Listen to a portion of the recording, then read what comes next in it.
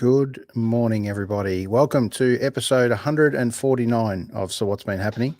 This is an exciting one because we get to revisit an old artist that we've had on almost 100 episodes ago, believe it or not. So that's pretty crazy when you think about it, because the first time we met Keegan was around episode 50-something, 6-ish.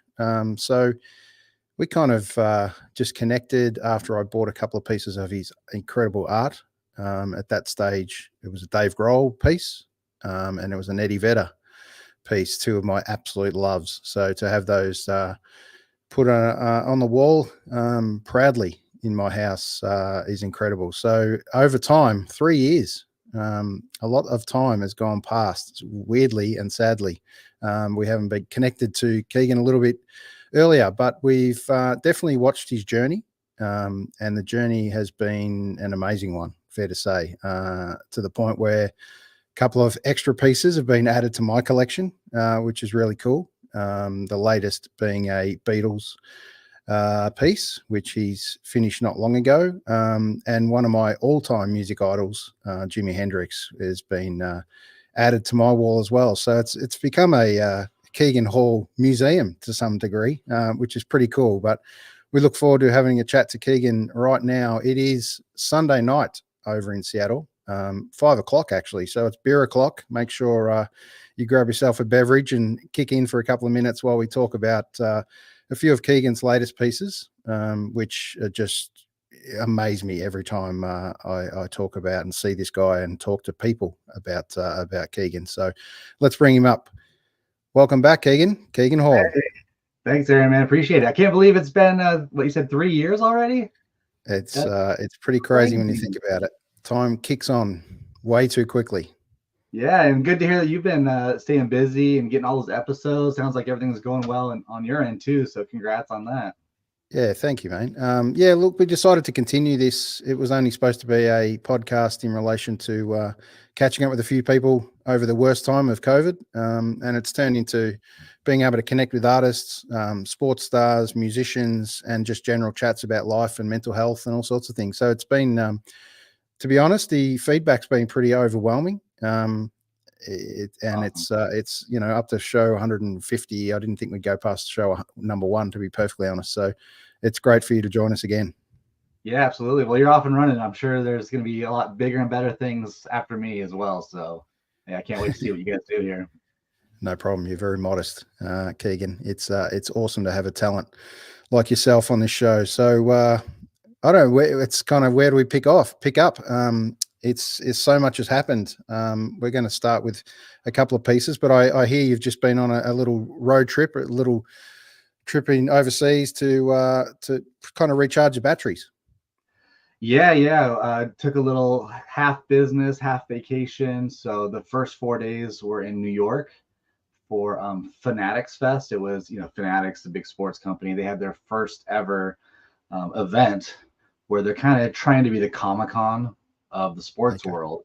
So it was really cool just to get there. I'm going to be doing some work with Fanatics as well. So it was kind of my first exposure to them and a little bit of foreshadowing for what's to come. And then after that, off to Europe we went. My wife is from Romania originally, so we went back to see her family. So spent about 3 weeks there, traveled around, visited a few of Dracula's castles, all the things you got to see when you're in the Transylvania area.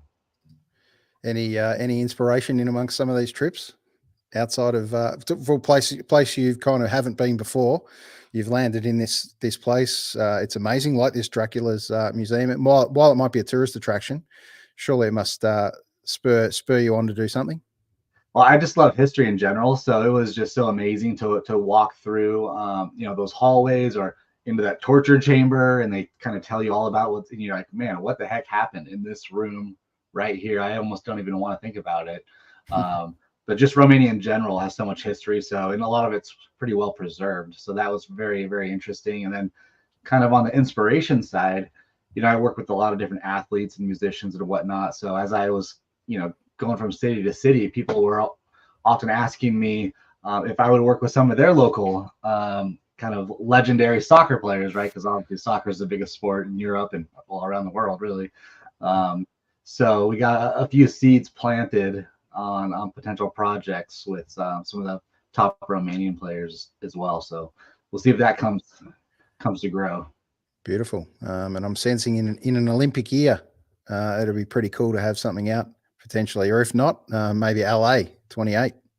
Yeah, that's the other thing. I gotta kind of get going on that because I would love to be a part of that. Obviously, it's in my backyard pretty much here. So yeah, that's definitely something I got to get involved with. So that's gonna be a fun one. My favorite time of year, Olympics. Nothing better. Yep. Absolutely. All right, we're going to kick off kind of where it all began for me, discovering Keegan. It was actually the Michael Jordan piece that obviously amazed the world within amongst that you did. But this was the one that was so special to me in the timing around Kobe and Kobe's passing. Man, what a beautiful shot of Kobe. Still epic to this day.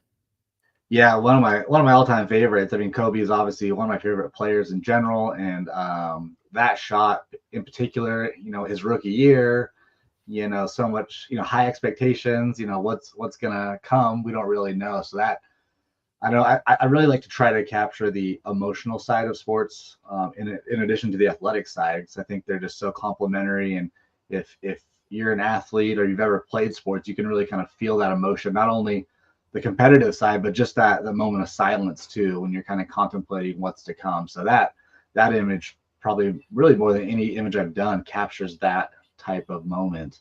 And then, I never got a chance to work with Kobe or meet him, but the fact that, people, obviously a lot of people got that print and Kobe signed several of them. So that's kind of cool that he got to see my artwork, before he passed. So that's kind of a special little thing that I keep with me.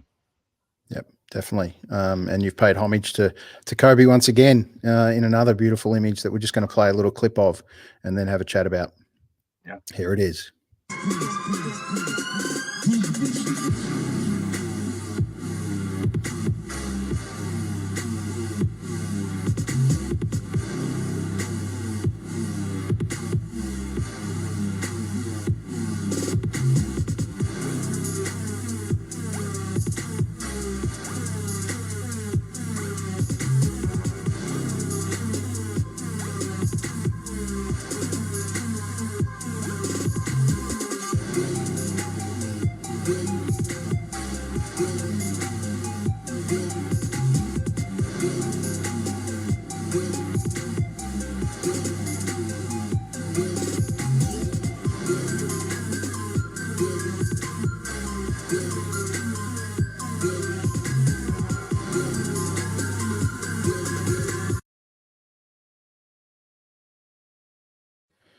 There it is, Kobe in the number 8.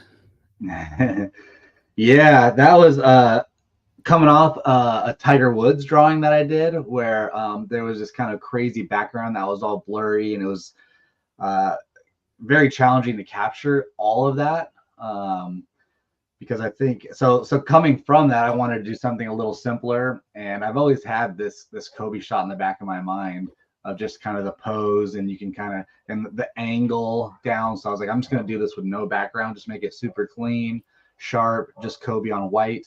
So it was a nice kind of compliment from that Tiger one to this one. Yeah, it's a beautiful piece. What are we talking in hours on that one? Yeah, because I didn't have to do the background. I mean, this is like a quick one for me. It was probably like close to like 35 hours ish. Just lots of refining, getting those details sharper and sharper. You can kind of see in that video when I start really loose, and then I kind of like refine it, and I like almost take a step back and start over, try to add more details. And I just try to keep, redoing that process, as many times until I feel like, okay, I've pushed it as far as I can go. And this is that kind of sharp detail that I've been going for. Yeah. And is it the one drawing you have on the go at any one stage, or do you mix a couple in? I usually just have one, and I have to push all the way through it, which can be challenging when I have ones that are more elaborate, right? Because they can take months for a single drawing, and that's almost part of the challenge too. And in addition to just capturing the image in that crisp detail, is just that kind of mental fortitude to spend that much time on a single piece without going bonkers in the process. Yeah, it's definitely that. And shout out to my dog who decided to bark right at the beautiful I time. didn't know if that was yours or my dog. It's running around here somewhere. Yeah. No, all good. I'm sure it'll be yours at some stage. All right, let's move on to, and we'll stay on basketball for a second with the great Celtic Larry Bird.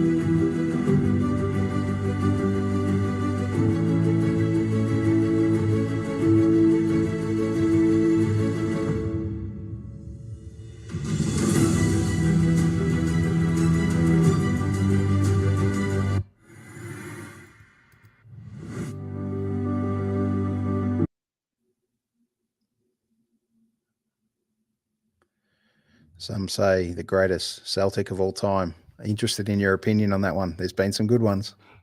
I mean, I think he is until someone comes along and surpasses what he did. I mean, Larry Legend kind of did it all over, got the championships. I mean, yeah, special player. And that's actually a special drawing for me personally because I don't know if you know the backstory on that piece or just my connection to the Celtics.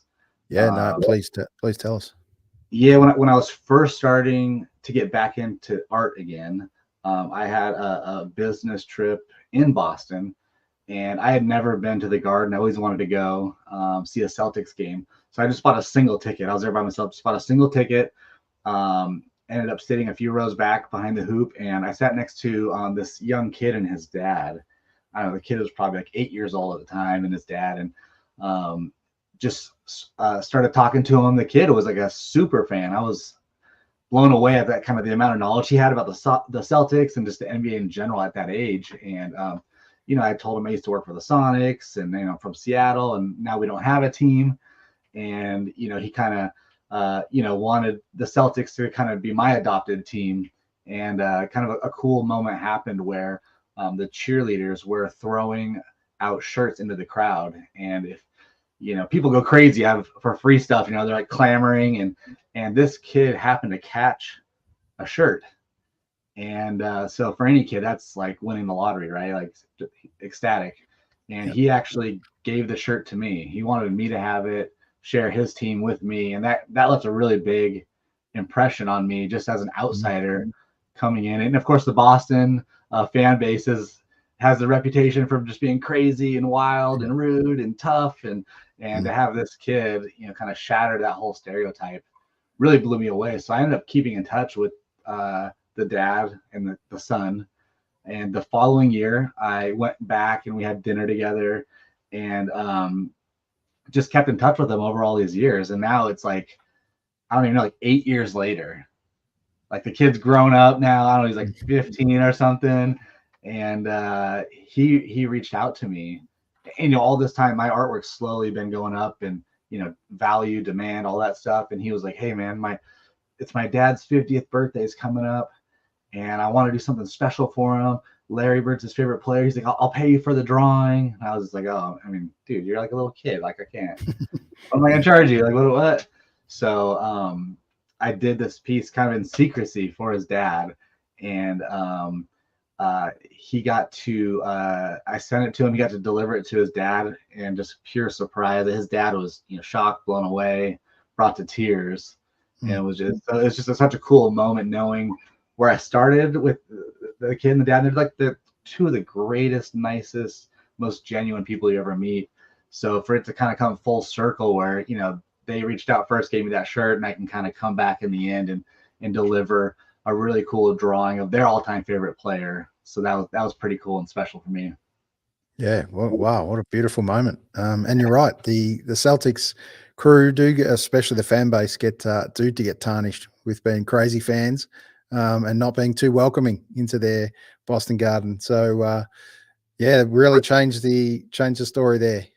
And another side story, which kind of perpetuated that stereotype, was I was in Boston another time. I went to the Seahawks versus the Patriots game.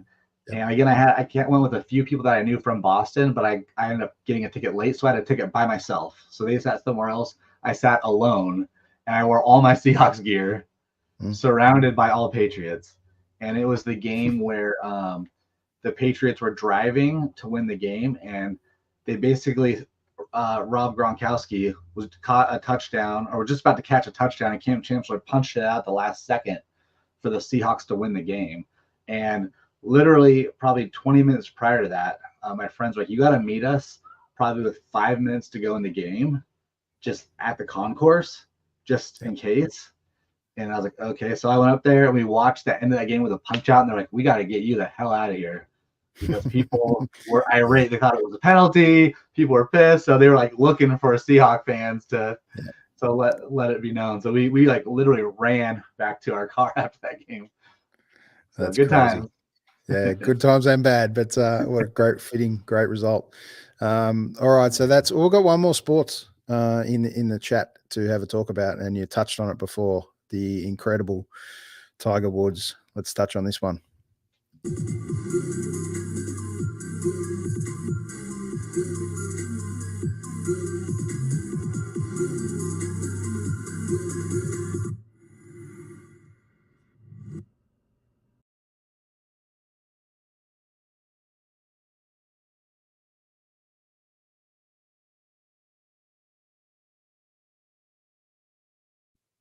Man, you're back to your best in the level of detail there. That's a crazy image. Obviously, a super famous shot from the Masters. Tell us a little bit about that. Why that one for you, for Tiger Woods?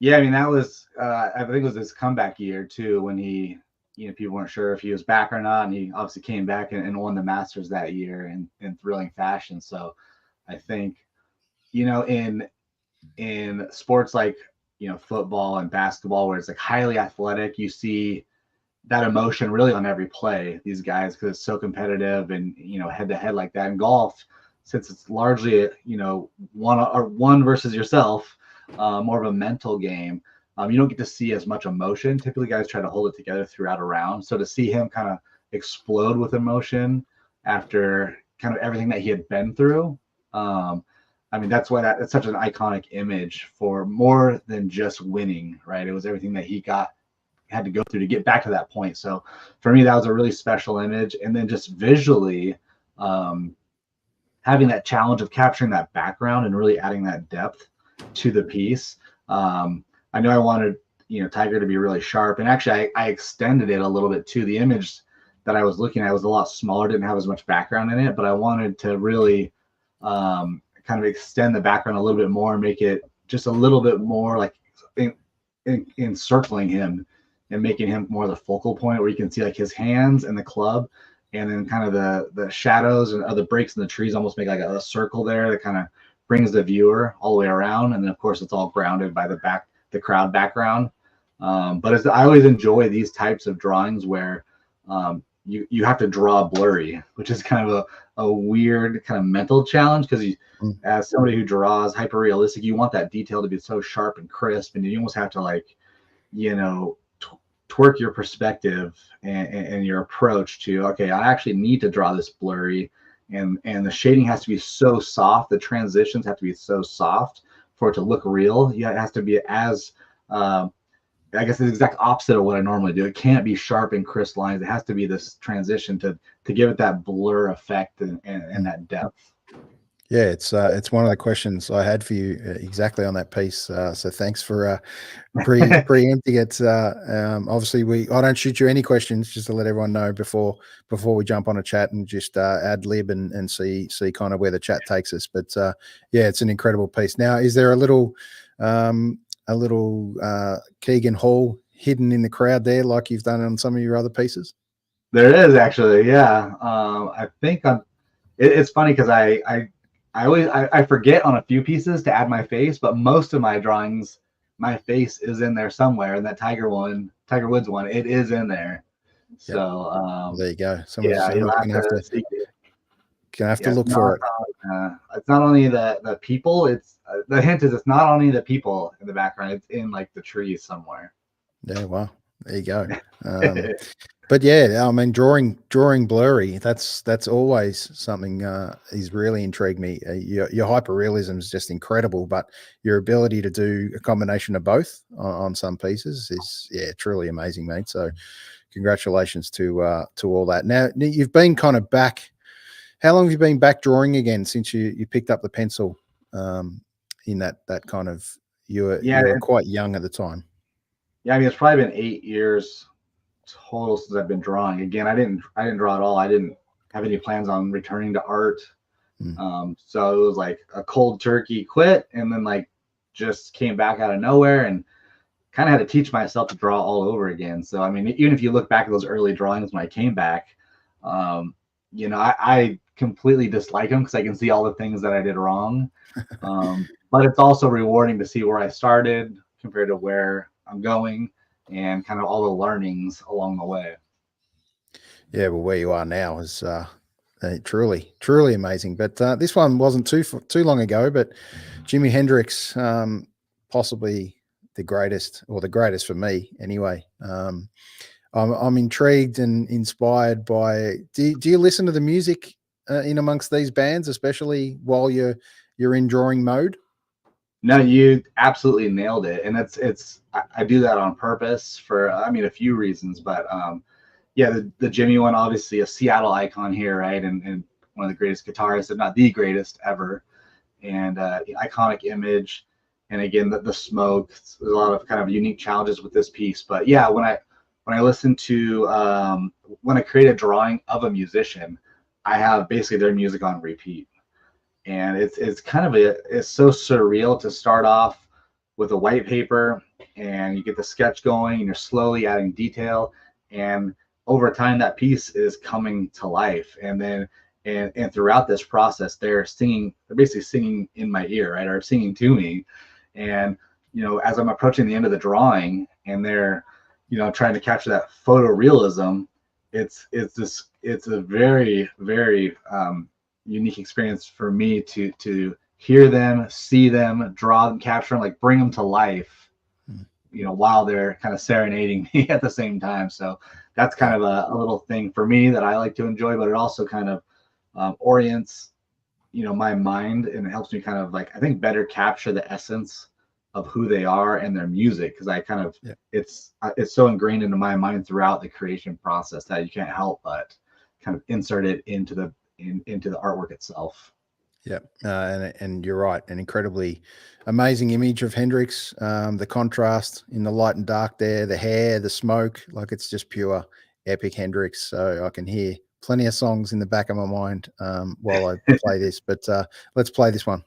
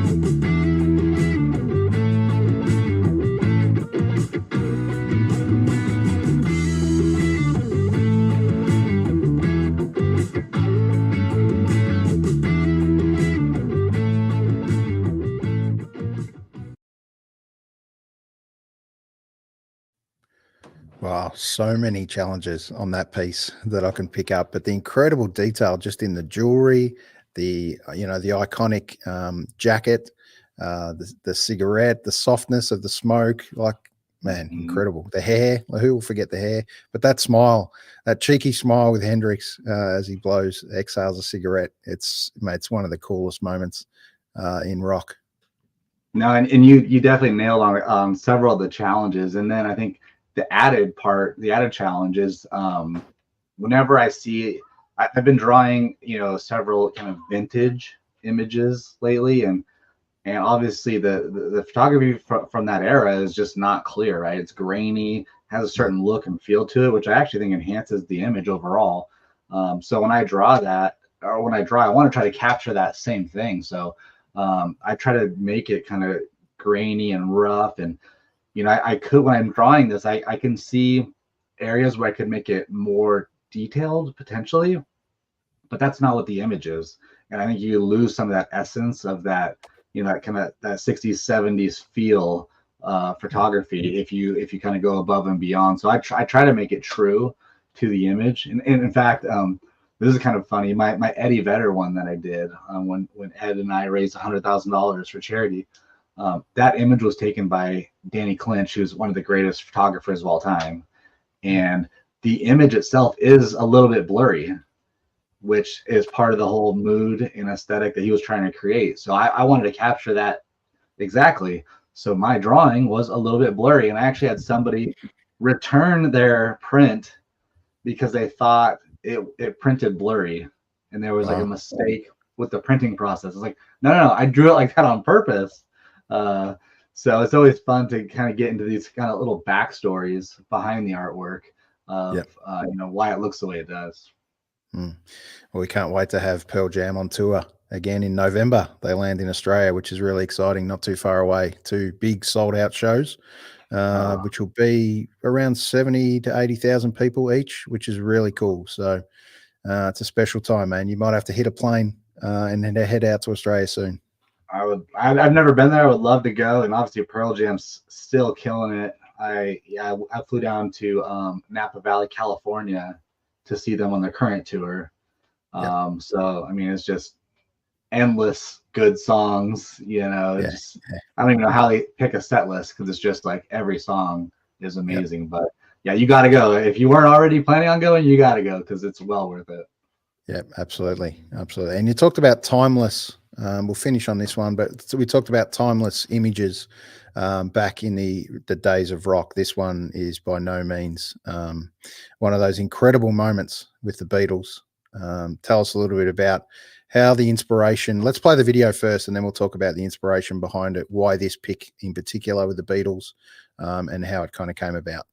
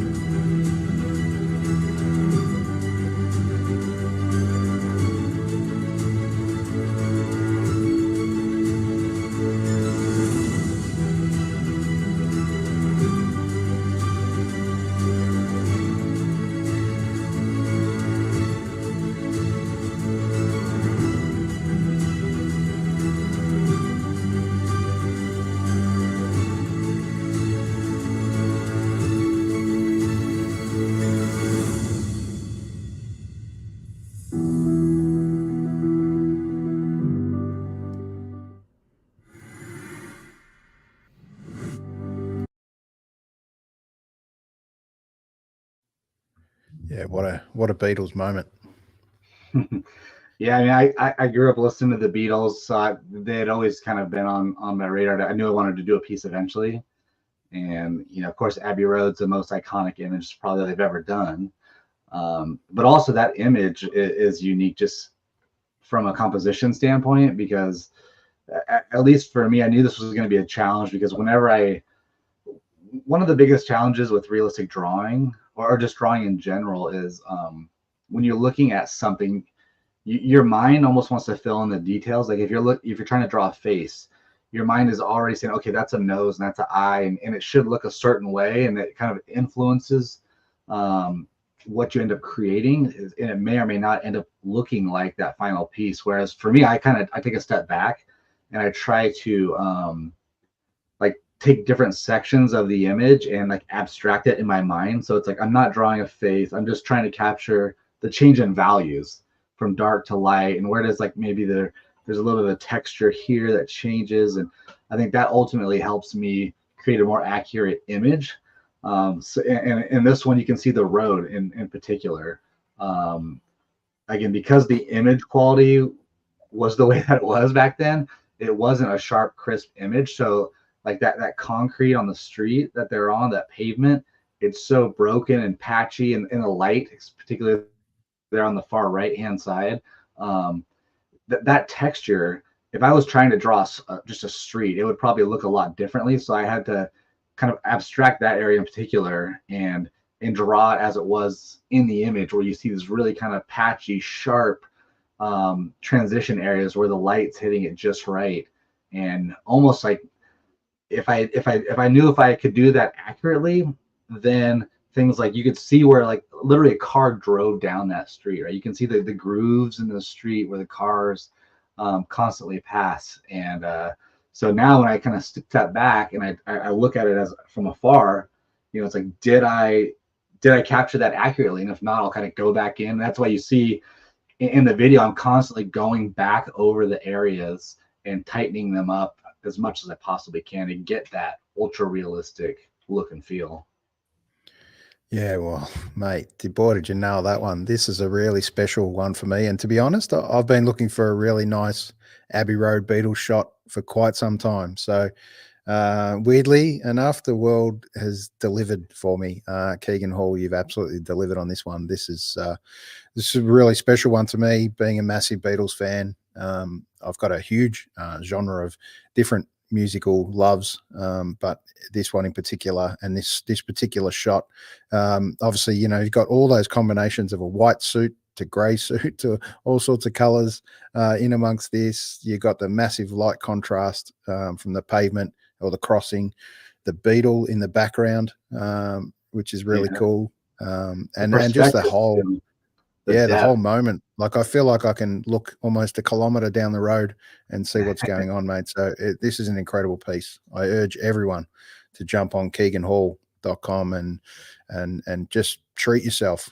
Absolutely. Most importantly, mostly find out a little bit about the stories, get involved and look on Keegan Hall's Instagram and see some of these videos of the timeless effort that's been put into this. Just they blow me away, and everyone still asks me to this day when they see a piece hanging in my place, they just expect it to be a photo, and that's the incredible bit you've captured. I mean, how do you continue to capture incredible moments like this? And obviously there's a plethora, an unlimited source of images out there, but where does your mind, obviously there'd be some pieces in your current discussions that you can't tell us about and release, but is there anything in particular you kind of want to move your mind towards and say, that's something I'd really like to draw? I know you've drawn animals and all sorts of the dog, the husky, just mind-blowing. Tell us a little bit about where you want to go next. Yeah, a lot of it is, I have a big commitment to charity, raising money for all kinds of charities, right, through my artwork. So that is still kind of a cornerstone to why I do what I do, and helps drive kind of where I'm going. So, continue to work with athletes to raise money, musicians to raise money. So I have several projects coming up with that. So that kind of helps steer the subject matter to some degree. It's just such a big sports and music and entertainment in general. It's just so big, and it's something that I enjoy. Like if I was to draw something for myself, I mean, these are all things that I want to see myself or own myself or view myself with these iconic images that I can kind of surround myself with of all my favorite players or musicians. So I think that's kind of what art's all about ultimately, is creating stuff for yourself and first, and if people like it beyond that, that's all the better. And I've been so fortunate that people have, enjoyed my work, supported it, and that kind of, people like, hey, have you thought about doing so and so, or I have a connection to this other guy. Would you want to do a charity project with him? So it's really cool to see people not only support the artwork but help support kind of the next step in my journey with the art, as well as raising money for charities and beyond. Have you got a running tally on total of monies raised so far? I know it was quite substantial a couple of years ago, let alone to today. Yeah, we're over $750,000 donated so far. So yeah, it's almost like over $100,000 a year donating to charity, which is crazy. Just with my background, as we talked about before, just growing up in a trailer park, and some of the challenges that I faced, and then being able to kind of get back to art and have all these cool projects materialize and raise so much money. It's so unexpected but so exciting at the same time, and just grateful for the journey. Is there an artist out there that you kind of follow that kind of inspires you as well? Obviously hyperrealism is one of the incredible talents, but there's some incredible, just amazing artists out there, both female and male, that are doing some incredible things. Is there sort of one artist that you can enlighten us on that you follow that you've got to check out? Yeah, so I follow a lot of I follow a few like hyper realistic artists, but also Instagram, they just constantly throw them in your feed, right? Because they think that's what you like. So I get exposed to a lot that I don't follow necessarily. But one of the ways that they really motivate me, all these hyper realistic artists, is that I see that when they create their art, it's usually pretty large scale, huge sheets of paper, and they'll focus on one thing. Maybe it's a giant face, so you have all that room to really make sharp details. So when you see it on like a small screen, it really looks like a photo, right? Because you don't have any idea of how large that thing is. So for me, that inspires me because I work at a much smaller scale. So it's like, okay, their artwork is amazing. It looks like a photograph, but I know it's huge. I want to see if I can do that at like a quarter of the size or a 100th of the size. Like that Jordan one where I did all those faces that were like smaller than a thumbnail, hundreds of faces where you can see expressions. Like I think a lot of people, and that drawing is obviously special for a lot of reasons. But when it blew up on social media and on Reddit, it's like one of the most upvoted posts in the history of Reddit.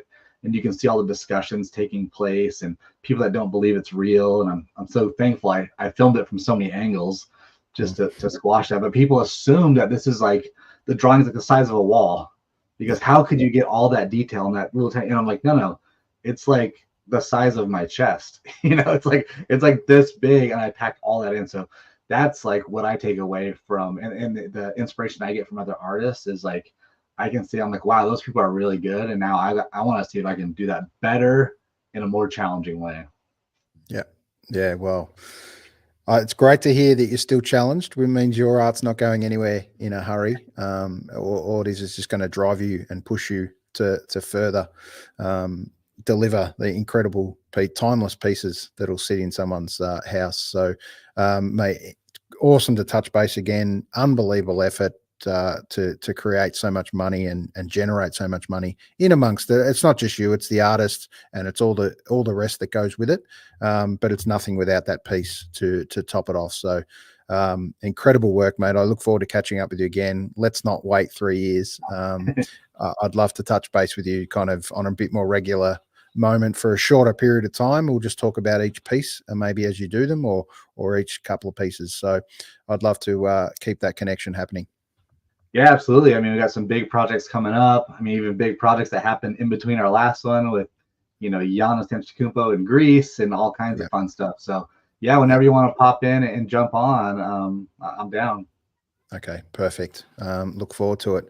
So most importantly, mate, you've earned yourself your dinner. Obviously, roughly 6 o'clock now in Seattle. Please go and enjoy your Sunday night. It's been an awesome start to a Monday here to be able to sit down and have a chat with you. It's been a month or so since I bought the Beatles piece. I look forward to sitting down with it and just reflecting on our chat today. But it's been awesome to connect again. Awesome. I appreciate you, and I appreciate you having me on and supporting my artwork, man. It helps me get to the next stage, just people like you all around the world. And it always amazes me when just, we're on the opposite sides of the planet, right? And we're connecting and you're supporting my art, and it's just so incredible. So thank you for that. Appreciate that. And I guarantee you, with my love of the Seattle grunge scene back in the 90s, mate, I'll be hitting up your doorstep at some stage for sure. But please, you're super welcome anytime you decide to jump on a plane and end up in Australia. Awesome. Appreciate that, man. Thank you. Great. Chat soon. All the Thanks, best, mate. You too. Absolutely love that chat with Keegan Hall. It's incredible to touch base with him, man. What a talent. Still blows my mind every day. I talk about him on the journey, and any artist I talk about or have a chat to, I end up talking about Keegan Hall, which is really cool. So long may it continue. So thanks for joining us on episode 149. We've got a really special one that's actually tomorrow night on a mental health discussion for episode 150. Just touching in with a few people, see how they're traveling, see what's going on in their lives, the trials and tribulations and challenges of just keeping up and afloat these days. It's not easy for some people, but these are the reasons we have a chat like this and a show that gives people something to just change their mind for a little bit and pick up something. And there may be something in this little chat that inspires them to, make a better decision and enjoy life and enjoy the company of other people. So that's why this podcast started, to touch base with people.